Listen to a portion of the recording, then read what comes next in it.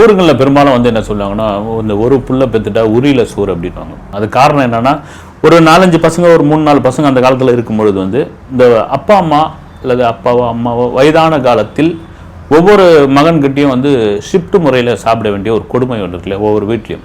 அதுக்கு தான் அந்த காலத்தில் சொல்லி வச்சுருக்கோம். ஒரு பையனாக வந்து அவன் கூடவே இருப்பான், அவன் பார்த்துப்பான், நம்ம நல்லா இருக்கலாம், கடைசி வரைக்கும் அப்பா அம்மா விட்டு கொடுக்க மாட்டான், விட மாட்டான் எங்கேயும் அப்படின்றதுக்காக அது சொன்னது வந்து அது ஒரு பையன் இருக்கிற இதுவும் அவங்களுக்கு கொடுமையான ஒரு விஷயம் தான் வந்து. இது ஒரு உண்மை சம்பவம். எனக்கு தெரிந்த ஒரு நண்பர், அந்த நண்பருடைய இன்னொரு நண்பருக்கு வாழ்க்கையில் நடந்த ஒரு சம்பவம். சில பெயர்களாக கூட மாற்றப்பட்டிருக்கும். ஆனால் அதே சமயம் இன்றைய காலகட்டத்திற்கு மிகவும் அவசியமான கதை இது. இந்த கதையை தாண்டி ஒரு ரியல் லைஃப், அந்த லைஃப்பில் நடந்த ஒரு சம்பவங்கள், அன்றாடம் நீங்கள் பார்க்குற சம்பவம், செய்தித்தாளில் கேட்குற சம்பவம், பக்கத்தில் சொன்ன சம்பவம், யாராவது ஊரில் பேசியிருந்திருப்பாங்க. இதெல்லாம் நடைமுறைக்கு இருந்தாலும் இது ரொம்ப முக்கியமான ஒரு விஷயம். ஒரு அப்பா அம்மா, அவங்களுக்கு ஒரு மகன். அந்த அப்பா வந்து கோயிலில், ஒரு சின்ன கோயிலில் குருக்கள் புரோகிதம் பண்ணுறாரு, ஹோமம் வளர்த்துறாரு. யாராவது ஹோமத்துக்கு கூப்பிட்டா போவார், பூஜை பண்ணுவார், கணபதி பூஜை பண்ணுவார், அது பண்ணுவார். பெரிய வருமானம் ஒன்றும் கிடையாது. ஆனால் அவங்களுடைய நோக்கம் வந்து தன்னுடைய ஒரே மகனை நல்லபடியாக படிக்க வைக்கணும். அவன் வந்து படிப்பில் பெரிய கட்டிக்காரன். தெரியுது, அவனுடைய சூழ்நிலை தெரியுது, தன் அப்பாவுடைய கஷ்டம் தெரியுது, தங்களுடைய வாழ்க்கை முறை தெரியுது, அப்பா எப்படி கஷ்டப்படுறான்னு தெரியுது, பொருளாதாரம் தெரியுது, வருமானம் தெரியுது. இது எல்லாத்தையும் சரி செய்யணும்னா நம்ம கவனம் வந்து படிப்பில் இருக்கணும். நாம் சம்பாதிக்கணும், இந்த குடும்பத்தை நாம் மேலே கொண்டு வரணும், நம்ம டைவர்ட் ஆகக்கூடாது. எந்த கெட்ட பசங்க கூட சேர மாட்டான். அவனுடைய கவனம் முழுக்க படிப்பு. அவனை கேலி பண்ணுவாங்க, அதை பற்றி காதலை வாங்கிக்கவே மாட்டான். பண்ணிட்டு போ, நீ பண்ணுறதுக்கு என்ன இருக்குது? எங்கள் அப்பாவுக்கு போய் ஏதாவது மந்திரம் சொன்னால் தான் அவருக்கு காசு, அதில் கோயிலில் போய் கோயில் திறந்து பூஜை பண்ணால் தான் அவருக்கு வந்து தட்டில் விழுந்தால் தான் வருமானம். இதை வச்சுக்கிட்டு நாங்கள் வந்து ஒரு தன்மானமான ஒரு வாழ்க்கையை வாழ்ந்துக்கிட்டு இருக்கோம். அதே சமயத்தில் நான் படிப்பில் என்றைக்கும் சோரை போகாதவன் அப்படின்னு ஒவ்வொரு வகுப்புலேயும் அவன் வந்து முதல் மாணவனாக வந்து நிற்கும் பொழுது தான் அவங்க அப்பாவுக்கும் அம்மாவுக்கும் அவ்வளோ பெரிய பெருமை வந்து, மகன் வந்து இப்படி நிற்கிறான், படிக்கிறான், 10th படிக்கிறான், +2 படிக்கிறான், கல்லூரி படிக்கிறான். கல்லூரி முடித்த பிறகு அவனுக்கு அமெரிக்காவில், ஒரு கலிஃபோர்னியாவில் மிகப்பெரிய ஒரு நிறுவனத்தில் வேலை கிடைக்குது. சந்தோஷமாக வராங்க. அதே சமயம் அவங்க அம்மாவுக்கு பெரிய வருத்தமாக வராங்க. ஒரு பையன், உனக்கு எங்கேயும் உள்ளூரில் வேலை கிடைக்காதாப்பான்னு கேட்குறாங்க. இல்லைம்மா, என்னுடைய கனவு, அப்பாவுடைய கனவு கூட இதுதான், அப்ராடில், நான் அப்ராட்லேயே தங்கி உள்ள போகிறதில்ல, வருவேன் நான், வந்துட்டு ஒரு பெரிய பதவி கொடுத்துருக்காங்க. அதுவும் குறிப்பாக வந்து இந்தியாவினுடைய ஒரு பிரதிநிதியாக, அதிகாரியாக என்ன நியமித்திருக்காங்க.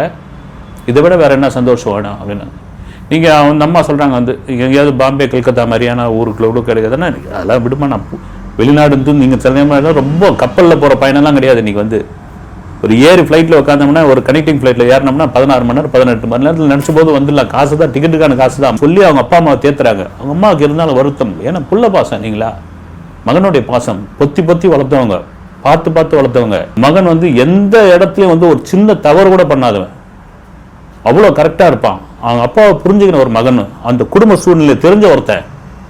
ரைட், அவங்க அப்பா தைரியம் சொல்கிறாரு, போயிட்டு வரட்டோம்னு, வெளியூரில் போனால் தான் உலகம் தெரியும் அப்படின்னு. எனக்கு தெரிஞ்ச ஒருத்தருடைய மகன் வந்து ரொம்ப கூச்ச சுபாவம் உள்ளவன், ரொம்ப ஒரு மாதிரி இதுவாக இருப்பான். அவன் யாருக்கிட்டையும் அதிகம் பேசவே மாட்டான். அவருக்கு நல்ல ஓரளவுக்கு செல்வாக்கெல்லாம் இருந்தது. அந்த பையனுடைய அந்த தன்மையை போக்கணுன்றதுக்காக என்ன பண்ணார் தெரியுங்களா, பாம்பேயில் கொண்டு போய் அவனை வந்து ஒரு இன்ஸ்டியூட்டில் சேர்த்து விட்டார். அது ஒரு நேஷ்னல் இன்ஸ்டியூட் வந்து என்னென்னா, பல மாநிலங்கள் இருந்து, பல கல்ச்சர்லேருந்து வந்து படிக்கிற மாணவ மாணவியர்கள் சேர்ற இடம் வந்து. முதல் ஒரு வாரம் அவனுக்கு செட் ஆகலை, அங்கேயே இருண்டார். ஒரு சமையல்காரர், ஒரு வீடு, எல்லாத்தையும் பிடிச்சி கொடுத்து உட்கார வச்சுட்டார். 2 வருஷம் அவனை இங்கே வரவே கூடாதுன்னு ஒரு பைக் வாங்கி கொடுத்துட்டாரு. இப்படி நளினமாக அப்படி ஒரு மாதிரி இதோட ஒரு பெண் தன்மையோடு இருந்த பையன் வந்து திரும்ப வரும்போது பார்த்தீங்கன்னா அப்படி அந்நியன் மாதிரி வரான் ஆள், சும்மா இதுவாக. அந்த மாற்றத்துக்கு காரணம் என்னென்னா, எல்லாரும் சேர்ற இடத்துல அந்த முறை மாறுது, எல்லாரும் பழகும் பொழுது அந்த தன்மை போகுது. அவங்கள பார்க்கும்போது நண்பர்கள் மாற்றக்கூடிய ஒரு விஷயம், அது நல்லதும் இருக்குது, கெட்டதும் இருக்குது. அது மாதிரி அவங்க அப்பா சொல்கிறார், போட்டன்றாரு, திரைக்கடல் ஓடியும் திரவியம் தேடட்டும், போட்டோம். ஒரு மகன் நான் எங்கே போயிட போகுது? இன்றைக்கி எல்லா வசதியும் இருக்குல்ல, ஸ்கைப் இருக்குது, ஃபோன் இருக்குது, இன்டர்நெட் இருக்குது, எல்லாம் இருக்குது, எல்லாத்தையும் செட் பண்ணி கொடுத்துட்டு போகிறான். அதுக்கு முன்னே அவங்க அம்மாவுக்கு ஒரு பெரிய ஆசை என்னென்னா, திருமணம் பண்ணி அந்த திருமணத்தோடு அவனை அனுப்பிச்சி வைப்போம், அந்த மருமகளோடு அவன் போயிட்டோம். ஏன்னா போயிட்டானா திருமணம் பண்ணுறதுக்கு லேட் ஆகிடும், மகனை ஒரு கல்யாணம் பண்ணி பார்க்கணும், கல்யாணம் பண்ணி பேர குழந்தைங்களை பார்க்கணும் அப்படின்னு. ஓகே, ஆரம்பிச்சிடலாம் அப்படின்னு அவன் கொஞ்சம் மறுக்கிறான். இல்லை, உங்கள் அம்மாவுடைய ஆசை அது, நீ அதை வந்து மறுக்காதன்னு போது இந்த மாதிரி ஒரு பையன் இந்த வீட்டில் இருக்கிறான், அவன் அப்ராடில் போய் வேலை பார்க்க போகிறான், நல்ல பையன், ஒழுக்கமான பையன், கை நிறைய சம்பாதிக்கிறானே, பெரிய பெரிய ஜாதகங்கள்லாம் வந்து குவியுது, பெரிய பெரிய இடங்கள்லாம் நீ நானும் பொண்ணு கொடுக்கறதுக்கு போட்டி போடுறாங்க. அவங்க அம்மா வைக்கிற ஒரே கண்டிஷனு, ஒரு ஏழை பொண்ணாக இருந்தால் கூட சொல்லி படித்த பொண்ணாக பண்பறிந்த பெண்ணாக வேணும், ஒன்றுமே செய்ய தேவல அப்படின்னு அவனுக்கு பயங்கர சந்தோஷமாகிடுது. எல்லா அம்மாவுக்கும், பெரும்பான்மையான அம்மாக்களுக்கு வந்து என்னென்னா, என் மகன் இப்படி ராஜா மாதிரி இருக்கிறான், கை நிறைய சம்பாதிக்கிறான், வரட்டும் ஒரு 200 பவுன் போட்டுன்னு வரட்டும், 300 பவுன் போட்டுன்னு வரட்டும், என் மகனுக்கு என்ன குறைச்சல். அது வந்து அது ஒரு ஆசை தான், அது ஒரு செக்யூர்னா சொல்ல. யாருக்கு நாங்களாம் எடுத்துமா போகிறோம், அவனுக்கு தானே போட்டுன்னு வரவன் என்ன பண்ண போகிறா, அவள் குடும்பத்துக்கு தானே வச்சுக்க போகிறா அப்படின்னு சொன்னாலும் அது ஒரு பிடுங்குற மாதிரியான வரதட்சணை தான் அது. இந்த மாதிரி நான் சொல்கிறாங்க, வேணான்றாங்க. எந்த பெரிய இடம் வேணாம், எந்த பணக்கார இடம் வேணாம், அந்த பொண்ணு அழகாக இருக்கட்டும், அழகில் கூட சுமாராக கூட இருக்கட்டும், நல்லா படிச்சிருக்கட்டும், பண்பாக இருக்கட்டும். அந்த பிறக்க போகிற குழந்தைகளுக்கு வந்து 2 பேரும் படித்தவர்கள், அந்த குழந்தைகளை வந்து அவங்க வந்து ஒரு வீட்டில் 2 படித்தவங்க இருந்தாங்கன்னு வச்சுக்கோங்க. அதுதான் பார்த்தீங்கன்னா டிகிரி படித்தவங்களா கல்யாணம் பண்ணி வைப்பாங்க. வந்து இருந்த காலத்தில் என்னென்னா, இந்த குழந்தைங்களை வந்து அவங்க ஈஸியாக வளர்த்துருவாங்க, நல்லா படிக்க வச்சுருவாங்க அப்படின்னு அப்படி அவங்க அம்மா முடிவு பண்ணுறாங்க. அந்த மாதிரியான ஜாதகமாக தேடுறாங்க. அப்போ ஒரு இடம் அமையுது, போய் பார்க்குறாங்க, இவனுக்கு பிடிச்சிருக்குது. அவங்க அப்பா மட்டும் கேட்குறாரு, அந்தஸ்தில் அவனுடைய படிப்பில் இதெல்லாம் கொஞ்சம் இதுவாக இருக்குதுன்னு அவங்க அம்மாவுக்கு முணுக்குன்னு கோவம் வருது. நீங்கள் என்ன அவ்வளோ பெரிய அந்தஸ்தா, கோயிலில் தானே வேலை பார்க்குறீங்க, ஓமம் பண்ண தானே, அவருக்கே சுருக்குன்னு ஆகுது. மகன் வந்து அவங்க அம்மா பேச்சு கேட்குறான். வந்து அவங்க அம்மா நினச்சி பெருமையாகிறான். ஒன்று பிடிச்சி போகுது, திருமணம் நடந்தது. கொஞ்ச நாள் இங்கே இருக்கட்டும், விசா இந்த மாதிரியான இதெல்லாம் முடிச்சுட்டு நான் வந்து கூட்டு போகிறேன் அப்படின்போது, அந்த பெண்ணை வந்து ஒரு மாமனார் மாமியார் இருக்குது, ஒரு அழகான அற்புதமான பெண்ணாக இருக்குது. இந்த ப்ராசஸிங்லாம் முடிஞ்சு தன் மனைவியை கூப்பிட்டு போகிறான். கூட்டு போனால் அவங்க அம்மாவுக்கு மனசு இதுவாகுது. சரி நீங்கள் போயிட்டு வாங்கன்றான். மனைவி இருக்கிற வரைக்கும் பார்த்தீங்கன்னா ஒரு நாளைக்கு 10 கால் பண்ணுறவன். அதாவது அவன் வந்து படிப்பு சம்மந்தமாக வந்து ஒரு பாம்பேவோ கல்கட்டாவோ எங்கேயாவது போனால் ஒரு வீட்டுக்கு வந்து 20 முறை ஃபோன் பண்ணக்கூடிய ஒருத்தன் போயிடுறான். மனைவி கூட்டு பண்ண உடனே ஒரு நாளைக்கு 4 ஃபோன் கால் பண்ண ஒருத்தன் அப்படியே கொஞ்சம் கொஞ்சமாக குறையுது. அது அவங்களுக்கு தெரிய வருது. சரி, அவங்களே ஆறுதல் படுத்துறாங்க. அப்பாவே சொல்கிறாரு, வந்து ஏதாவது வேலையாக இருக்கும், அவனுக்கு டென்ஷன் இருக்கும், ஏதாவது பார்த்துப்பான், பொண்டாட்டி கூட்டின்னு எங்கன்னா வெளியே போயிருப்பான், இல்லை இந்த சூழ்நிலை, நம்ம சூழ்நிலை வேறு, அமெரிக்க சூழ்நிலை வேறு, அவன் எந்த இதில் இருக்கானோ அப்படின்னு அவங்க அம்மாவுக்கு ஒரு ஆறுதல் சொல்கிறாங்க. ஆனால் 2 பேருக்குமே புரியுது, மகன் தங்களை விட்டு ஒரு விலகி செல்கிற மாதிரியான ஒரு தோரணை அவங்களுக்கு தெரியுது. ஏன்னா அவன் வந்து முழுக்க அப்படியே அங்கே கவனம் செலுத்த ஆரம்பிச்சிட்டான். அது தப்பு ஒன்றும் இல்லை. அதே சமயத்தில் இங்கே தாய் தந்தையும் பார்த்துக்கணும். இப்படியா நடந்துக்கிட்டு இருக்கு. அவங்க அம்மாவுக்கு பெரிய ஏக்கம் ஆகிடுது மகனை. எப்போ அவனை வந்து வீடியோ கால்லையும் பார்க்குறது, ஃபோனில் பேசுறது, இதை தாண்டி மகனும் மருமகளும் ஒரு முறை வரணும் அப்படின்னு. இல்லைம்மா லீவு கிடைக்கல, கம்பெனியில் எதுவும் கொடுக்கல, அதை கொடுக்கல, இங்கே இருக்கிற தெரியுமா, இந்த அப்பார்ட்மெண்ட்டில் எங்களால் இருக்க முடியல, வேறு ஒரு ஊருக்கு போகிறோம் அப்படி இப்படின்னு ஏதோ சொல்லி இது பண்ணுறான். அந்த இரவு முழுக்க அந்த ஃபோனை வந்து பார்த்துக்கிட்டே இருக்கிறாங்க அம்மா வந்து. ஏன்னா இங்கே பகல்னா அங்கே இரவு, இங்கே இரவுனா அங்கே பகல். அந்த இரவு முழுக்க தன் மகனிடம் போது ஃபோன் வராதான்னு பார்க்குறாங்க. பல நாள் வராமல் போது அந்த தூக்கமே அவங்களுக்கு வந்து. அவங்க அப்பா திட்டுறாரு வந்து. ஓகே, அவனுக்குன்னு ஒரு குடும்பம் வந்துடுச்சு, அவனுக்கு ஒரு பொண்டாட்டி வந்தாச்சு, அதை பார்த்துக்கிட்டு இருப்பான். நீ ஏன் வந்து ரொம்ப மகன் மேலே இப்படி ஒரு பாசமாக வர, நீ அமிச்சாச்சில் இப்படி இருக்கும் பொழுது வந்து நீ கட்டாயமாக நீ அமிச்சிருக்கக்கூடாது, வெளிநாடு போகவே கூடாதுன்னு நீ வந்து ஒரு தர்ணா பண்ணியிருக்கணும். இதெல்லாம் நடக்கும், ஃப்ரீயாயிரு அப்படின்ற. திடீர்னு அவங்ககிட்ட வந்து ஒரு ஃபோன் வருது, எங்களுக்கு வந்து 1 மாதம் லீவு கிடைக்குது, நான் வரேன் ஊருக்குன்னு ஒன்று. அதாவது வந்து சந்தோஷத்துடைய எல்லைக்கு ஒரு தாயோடையது அதுதாங்க வந்து. நீங்கள் கூட நாம் இங்கே தான் கிடையாது வந்து, நீங்கள் சில வீடியோக்கள்லாம் பார்க்கலாம் வந்து. நீங்கள் அமெரிக்காவிலேயே எடுத்துக்கிட்டிங்கன்னா இந்த போருக்கு போயிட்டு ரொம்ப காலம் அந்த போர் முனையில் இருந்துட்டு அந்த போர் வீரர்கள் அவங்க ஃபேமிலிக்குள்ளே வரும்பொழுது அந்த ஒரு கேண்டிட் கேமரா மாதிரி அவங்கள வச்சு இருப்பாங்க. அந்த பசங்கள்லாம் விளையாடிக்கிட்டு இருக்கோம், அப்பா வரத்தை சொல்ல மாட்டாங்க. திடீர்னு வந்து நின்ன உடனே அந்த பசங்க அடர்த்தும் கத்துறதும் அவங்க ஒய்ஃபு இது பண்ணுறதும், அது எல்லாம் பாசன்ற இடத்துல மனிதன் எல்லா இடத்துலையும் ஒன்று தான், அதில் மாற்று கருத்தே இல்லை. மகன் வரான உடனே அவனுக்கு என்னென்ன பிடிக்குன்னு ஒரு லிஸ்ட் எடுக்கிறாங்க அந்த அம்மா வந்து. வீட்டை சுத்தம் பண்ணுறாங்க, வீடு வந்து குப்பையாக இருக்கக்கூடாது, சுத்தம் பண்ணுறாங்க, வீட்டை முழுகிறாங்க, கோலம் போடுறாங்க, பூஜை ரூமை வந்து எதுவாக வச்சுக்கிறாங்க. என் மகனுக்கு தான் பிடிக்கும், அவனுக்கு ஃபில்டர் காப்பியில் இந்த ஃபில்டர் காப்பி தான் பிடிக்கும், அந்த தூள் போய் அவங்க வாங்கின்னு வாங்கன்றாங்க. கும்பகோணம் ஃபில்டர் காப்பி போய் அந்த கடையில் தான் நீங்கள் வாங்கின்னு வாங்குறாங்க, அரைச்சி வாங்கின்னு வாங்குறாங்க. வெண்டைக்காய் சாம்பார் அவன் இப்படி தான் விரும்பி சாப்பிடுவான்றாங்க. ஒரு 8 வகை பொரியல் செய்கிறாங்க, எல்லாம் பண்ணி வைக்கிறாங்க. ஃபோன் அடிக்கிறாரு, அவங்க அப்பா அடிச்சுக்கிட்டே இருக்கிறாரு.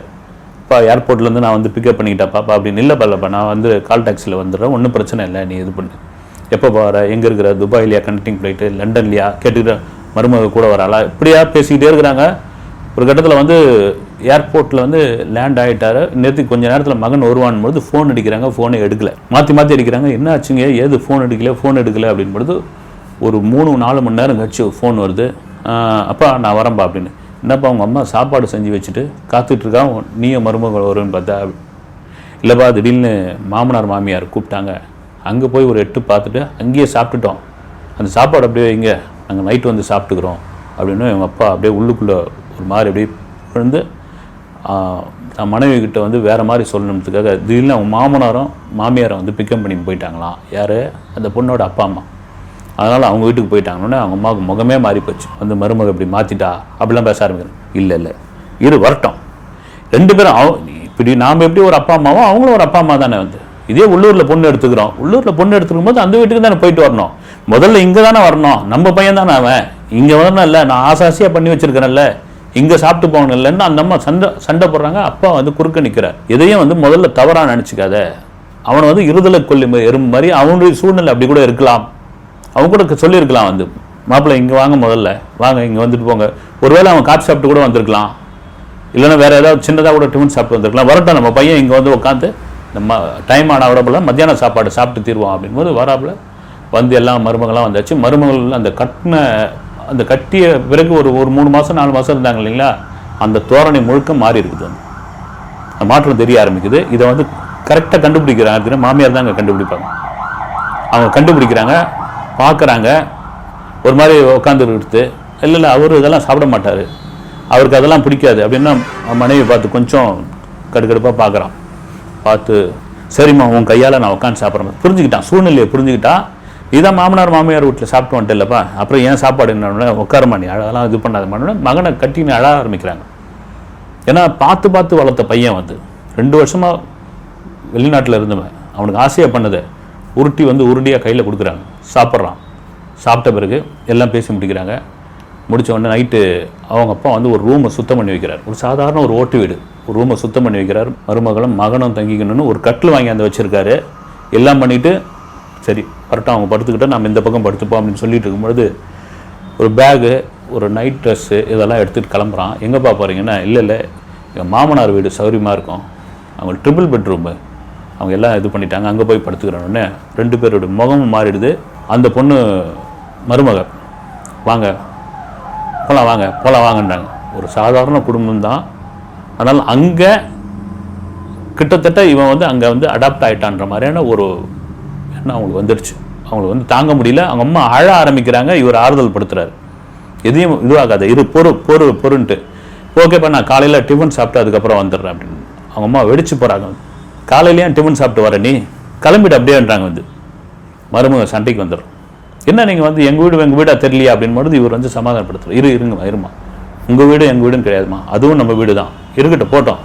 என் பையனும் உங்களுக்கு மகன் தான், உங்கள் அப்பா அம்மாவுக்கு அவனும் மகன் தான், போயிட்டு மருமகன் கிடையாது மகன் தான் அவனும், போயிட்டு வரணும்னு விம்மி அழறாங்க. அந்த அம்மா வந்து தாய் பாசம் வந்து சும்மா கிடையாது. வந்து ஒரு ஏதோ ஒரு சொற்ப வருமானத்தில் அவர் ஒரு பக்கம் சம்பாதிச்சிருக்கும்போது இந்த அம்மா கூட பின்றது, இலை தைக்கிறது, என்னென்னோ வேலை செஞ்சு இவங்களுக்கான செலவையும் இந்த மகனை வளர்த்ததில் தாய்க்கும் பெரும் பங்கு உண்டு, அந்த வருமானத்தில் வந்து பங்கு உண்டு.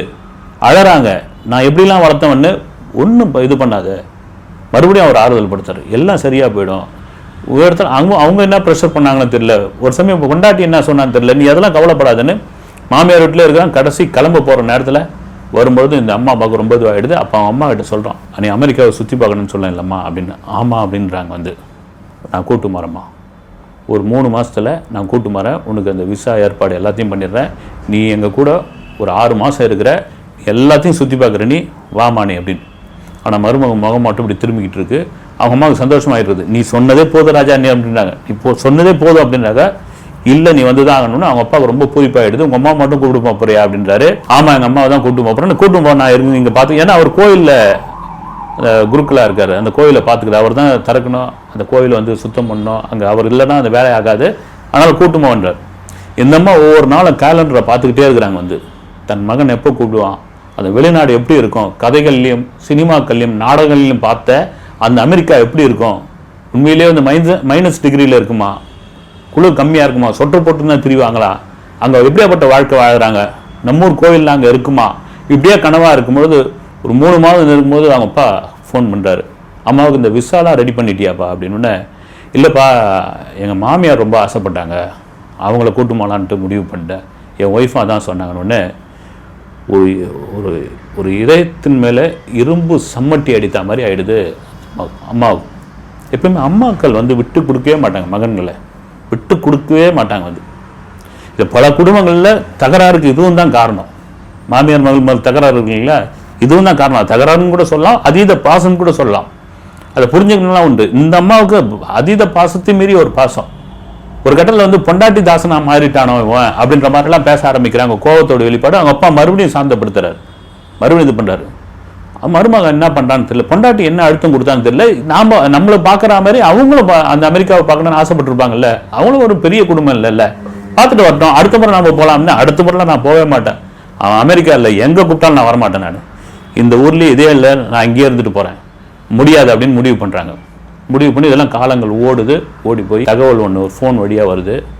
நம்ம ஒரு சந்தோஷமான செய்தி அப்படின்னு என்னென்னா, உங்கள் மருமகள் கன்சீவ் ஆகியிருக்கிறான்னு பயங்கர சந்தோஷமாகிடுது. என்னன்னா இதுதான் ஒரு குடும்ப விருத்தி ஆகிறது. இதுதான் ஒரு காலத்தில் குழந்தைங்களை வசம் பெத்து போட்ட காலம்லாம் உண்டு இல்லைங்களா. ஒரு குடும்பத்தில் பார்த்தீங்கன்னா ஒரு 10-12 பேர்லாம் இருப்பாங்க. அப்புறம் அது மக்கள் தொகை அதிகமாகுதுன்னு அப்புறம் நாம் இருவர் நமக்கு இருவர், நாம் இருவர் நமக்கு ஒருவர் அப்படின்ற அளவுக்குலாம் வந்துடுச்சு. இப்போ குழந்தை பிறக்கிறதே ரொம்ப பெரிய மருத்துவ ரீதியாக ரொம்ப கஷ்டமான ஒரு சூழ்நிலையில் இருக்குது. ஒரு திருமணம் பண்ணும்பொழுதே சீக்கிரம் குழந்தை பெற்றுக்கின்ற அளவுக்கு இப்போ சொல்ல ஆரம்பிச்சிட்டாங்க. அது மாதிரி அந்த உணவு முறை, கால சூழ்நிலை எல்லாம் மாறி போயிருக்குது. அப்படி ஒரு சந்தோஷமான செய்தியை கேட்கும்போது அவங்களுக்கு தாங்க முடியல. இவங்க அப்பாவும் அம்மாவும் பேசிக்கிறாங்க, பேரனா பேத்தியா, பேரை பிறந்தா என்ன பேர் வைக்கிறது, பேத்தி பிறந்தா என்ன பேர் வைக்கிறது, எல்லாரும் ஏதோ ஒரு குழந்தை பிறக்கட்டுன்ற. அடுத்த ஒரு 10 நாளில் ஒரு ஃபோன் கால் வருது, அம்மா இது மாதிரி உங்களுக்கு ஒரு விசா ரெடி பண்ணியிருக்கேன், நீங்கள் வந்தாகணுன்னு. என்னப்பா இப்போ கூப்பிட்ற அப்படின்னு. இல்லை, என் ஒய்ஃபு கர்ப்பமாக இருக்கிறதுனால சில வேலையெல்லாம் அவளால் செய்ய முடியல, நீங்கள் தான் எல்லா வேலையும் செய்யணும் அப்படின்னு பொழுது தான் அவங்க அப்பா அப்போ தான் கோபம் ஆகிறாரு. அப்போ என் பொண்டாட்டி வேலைக்காரியான்னு கேட்குறேன், உங்கள் அம்மா வேலைக்காரியா அப்படின்னு கோவப்படுறாரு. அவனுக்கு பெரிய அதிர்ச்சி ஆகுது. இது வரைக்கும் தன் தந்தை கோவப்பட்டு பார்த்ததே கிடையாது. இந்த சூழ்நிலை பார்க்கும்போது, இல்லைப்பா நான் பார்த்துக்கிறது தான் கூப்பிட்றேன், ஏன்டா உன் மாமியாரை சுற்றி பார்க்கறதுக்கு டூரிஸ்டாக கூட்டு போகிறதுக்கு மட்டும் தெரியுது, உங்கள் அம்மா போக வேண்டிய இடத்துல நீ தடுத்து நிறுத்திருக்க, இப்போ மனைவிக்கு வேலை செய்ய முடியல அப்படின்னு கடல் கடந்து நீ கூட்டு போறியா, ஏன் அங்கே வேலைக்காரியை வச்சுக்க வேண்டித்தானே அப்படின்னு கேட்குறாரு. கோபமாகுது, வார்த்தை முத்தி போகுது, சண்டை ஆகுது. மருமகள் ஃபோனை பிடிங்கி அவ பங்குக்கு பேச ஆரம்பிக்கிறா. இனிமேல் என்கிட்ட ஃபோனே பேசாதன்னு அவங்க அம்மா வெடிச்சு போகிறாங்க. இனிமேல் இந்த ஊர் பக்கமே வராதுன்னு தன் மகனுக்கு கடுமையாக ஒரு சாபத்தை கொடுக்குறாங்க. இந்த பக்கமே வரமாட்டோம் நாங்கன்னு மருமகன் சொல்கிறா.